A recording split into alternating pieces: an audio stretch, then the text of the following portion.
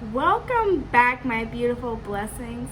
Today we're going to be discussing my testimony part 2, series 4 out of 7. And today, you guys, we're going to be talking about how your friends and family will side with the narcissist even though they're the ones who's in the wrong and you're the one who's the victim here. And just to clarify, it's not all family members who tend to fall for the narcissist facade or their lies, but it is those who enable the narcissist, or in other words, promotes the narcissist manipulation behavior. It's not all family, it's not all friends. However, the narcissists tend to get to those that are really close to you or that are mutual with you. So just beware of that. Before we get into the video, I want to let you guys know that in series 1 and 2, I did go into detail about what love bombing is.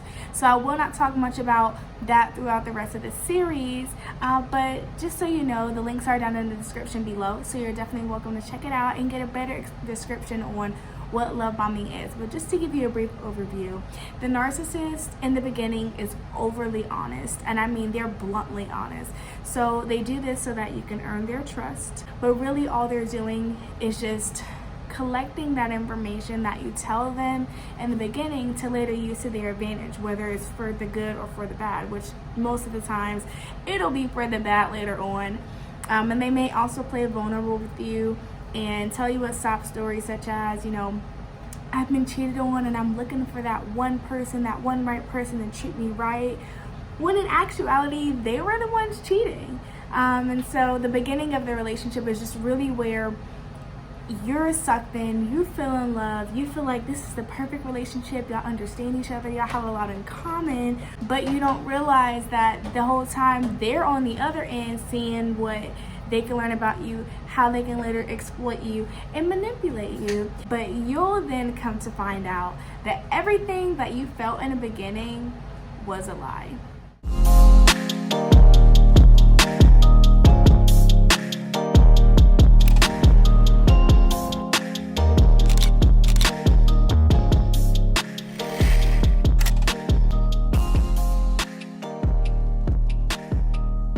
Honestly, it's one thing to feel like you're going insane with this narcissist, but it's a whole nother thing when your own family and friends are agreeing with them, because now you feel like you're the one who's crazy all around. And I find that this only happens when you're on the verge of leaving them, or when they know that after you figure something out, you're going to leave them, or they'll tell you that they've done something, but before they tell you, they're going to go ahead and start plotting on your downfall.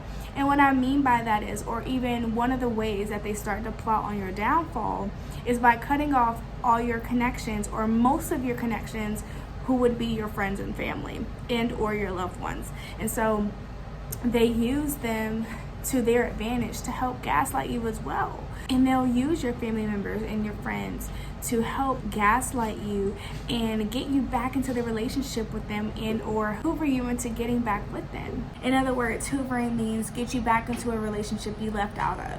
And one of the ways they do that is by using the people around you, like your mutual friends, your close friends and family, and they'll reach out to them, but we'll further get into that. So let's start with a scenario. Let's just say you find out that your boyfriend or your girlfriend is cheating on you and you have the proof. Whether the proof came from somebody, whether you saw the proof yourself, or whether you just caught them cheating or something you saw showed you that, right? So period, point blank, you know that they're cheating on you. And you call them to talk to them on the phone about it, and of course they're denying it.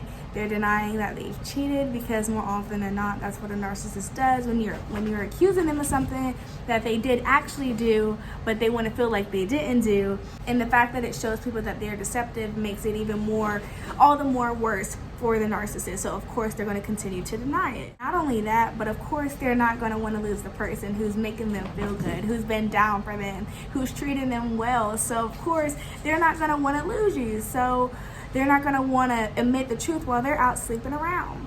And the crazy part about it is that more often than not, the person that they cheated with is someone you suspected in the past, but was the same person that the narcissist told you wasn't important or to not worry about, right? So you're in a situation, you've been cheated on, you find out it's the person that the narcissist told you not to worry about. So now you're upset, like you mad, you sad, you feel embarrassed, you just feel all of the above, and you really just want to believe that what you just found out ain't true.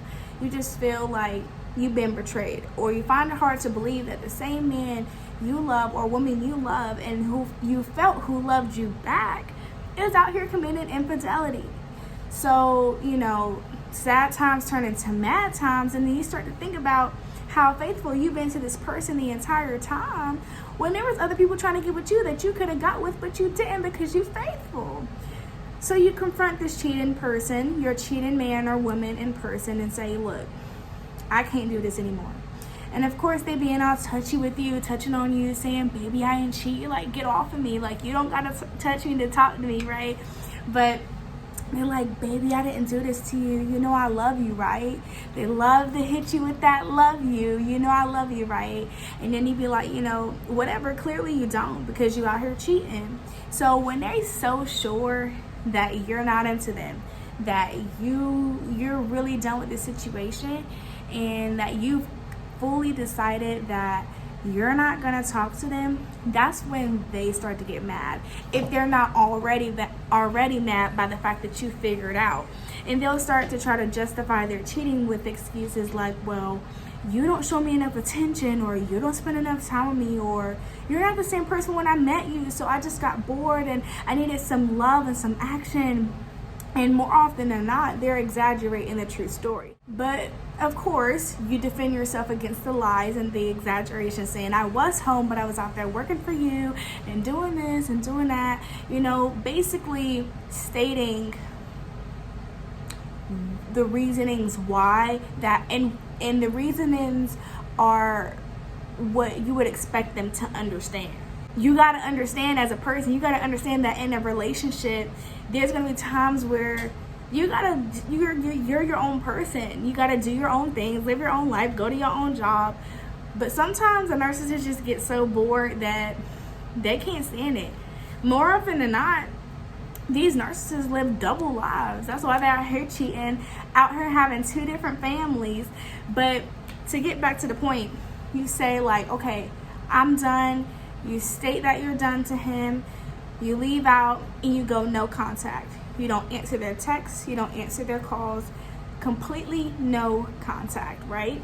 This is the moment when the narcissist will go tell your mutual friends or your family that you did what they did to you. Or they'll give them half of the story and manipulate it in such a way that makes it seem like they're the victim here. So now your friends and family is siding with them, and they're defending them at this point because they know the half truth that seems like the real truth, and half the time they don't even need evidence to prove it. They just believe that, oh, they're a good person, they wouldn't do that, or that's my baby, I know my baby wouldn't do that. They'll defend them, and sometimes you may even reach out to their family because you're close to them. So say you reached out to his mom and you're like, hey, mom-in-law, or whatever you call her, and just be like, hey, like, your son cheated on me. Like, I'm very hurt. And some narcs moms will go and defend their child immediately, say, my son wouldn't do that. You must have did something to my son for my son to cheat on you. And some parents may want you to work it out with them. Some may be more understanding in that aspect. Some will actually hold their sons accountable.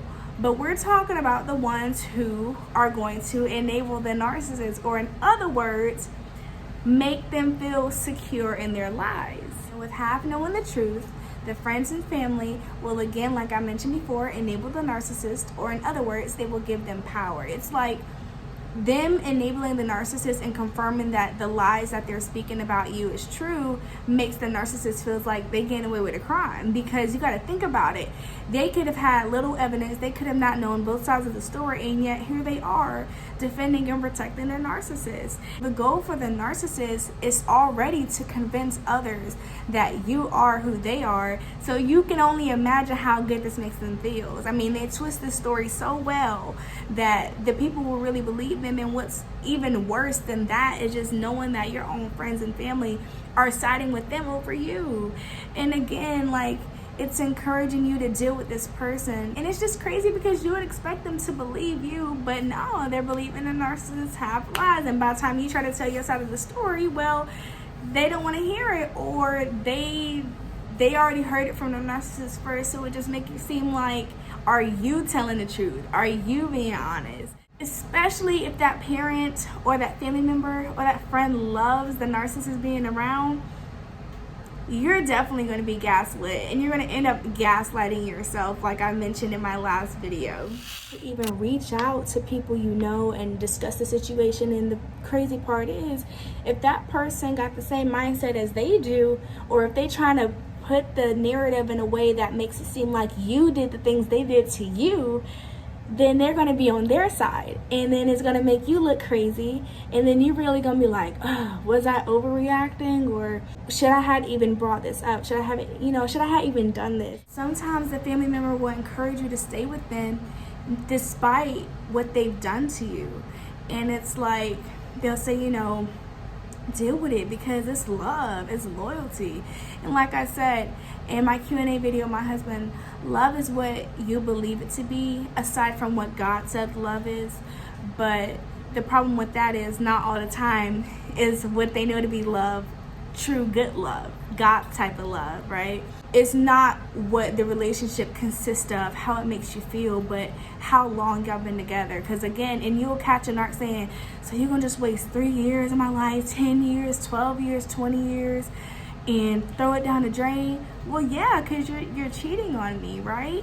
But sometimes you'll even feel that way. It's like, dang, I don't want to throw it away because I'm wasting so many years of my life as well. I completely understand, but it's just, I don't feel like no amount of years that you stay loyal to a person is worth your sanity, is worth how you truly feel, is worth being in a toxic relationship versus starting over to be in a healthy relationship. And I can testify once again because the longest relationship I've ever been in that was serious was a year. And that was a toxic relationship. And I've been in my healthy, happy relationship for a little over a year now. So, it's a complete difference. So like I said in my last video, if you're in a toxic relationship, don't lose hope, don't lose courage, because there's better out there. There's more out there. That's not your last hope. And they're not gonna change. So don't get your hopes up, because that's typically what keeps you there. And understand that you'll find better. But just seek God first. Focus on that. Deal with you first. Deal with you before jumping in another relationship, because I'll be the first to tell you in an upcoming series that even after I knew what I knew about narcissists and started dating again, I ended up back with the narcissist and back with the narcissist. I didn't officially date them, but it was kind of a talking period, So you got to be mindful, and like I said, God is always the best solution to everything. Cheating is just one example out of many, and this can be even simple things, more simple things than, going through somebody cheating on you. But let's just say that you stuck to the no contact. You didn't contact them, haven't been contacting them. Well, that's going to drive the narcissist crazy, okay? If you ever want revenge on a narcissist, don't respond to them, don't contact them unless they've already done it. But more often than not, at some point they're going to contact you.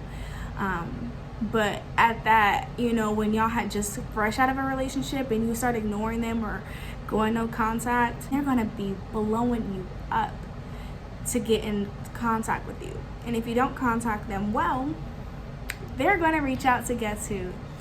Your friends, your mutual friends, your family, and they're going to want to be like, okay, Maya hasn't been talking to me.